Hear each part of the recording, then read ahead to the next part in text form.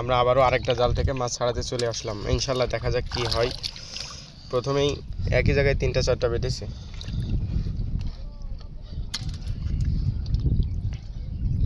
এটা মনে হচ্ছে সবচাইতে বেশি মাছ হয়েছে।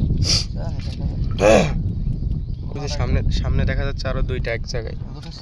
এই একটা দেখছো, কালকে কিন্তু আসেনি না, আর একদম পাতাছে ওই না কিটা জানি পাতাছিল কিটা রে হাত কাটতেছে খালি। এটা নষ্ট হয়ে গেছে নাকি? এই যে আর একটা পুঁটি সামনে মনে হচ্ছে পুঁটি। পুরো তো খানদানি পুঁটি। একশোর নিচে যদি পাইকারি দেওয়া যেত তো ব্যবসায় সবই লস। একটা কই হয়েছে, যদিও তার অবস্থা খুব একটা ভালো না। তারপরেও আপনার ফ্রিজে তুলে ফ্রিজ বন্ধ গন্ধ হ্যাঁ দুর্গন্ধ কয় খুব।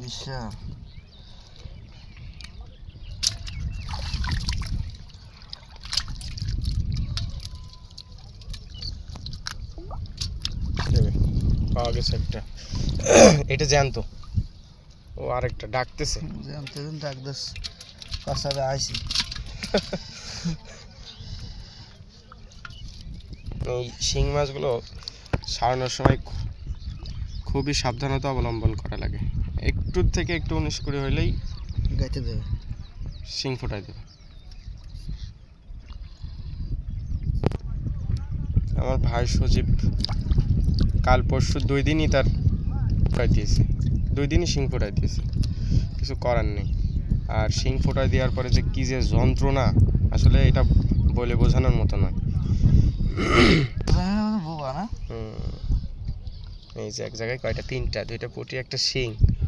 সামনে তো মনে হচ্ছে কন্ডিশন আরও ভালো, দেখা যাক কি হয়। ইনশাল্লাহ আপনারা দেখেন, আমরাও দেখি। মেঘ বৃষ্টির আবহাওয়া কি তা জানি, শুনেছো নাকি? না,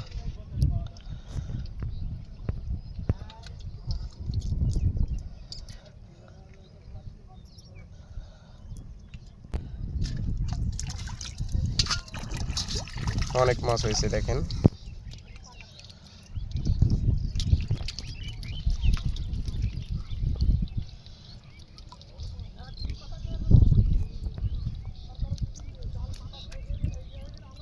বৃষ্টি টুকটাক মনে হচ্ছে পড়তেছে।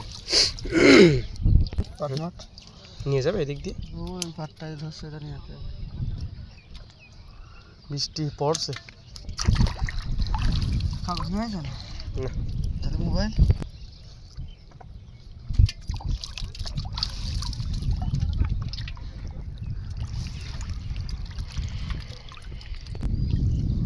দেখুন অনেক মাছ পাইছি আলহামদুলিল্লাহ, আল্লাহ তাআলা শুকুর। নষ্ট হয় ওইটা কি আমার জামা কাপড় তো ভিজে যাবে, মোবাইল তা নয় হলো, কিন্তু মোবাইল কি করবো? ওই দিক থেকে মনে হচ্ছে এই মাল বাজার দরকার 20-25 টাকা। 20-25টা আবারও একটা বেঁধেছে। আমরা বলি পাকাল, আপনাদের কোথায় কি নামে আপনারা চেনেন একটু জানাবেন।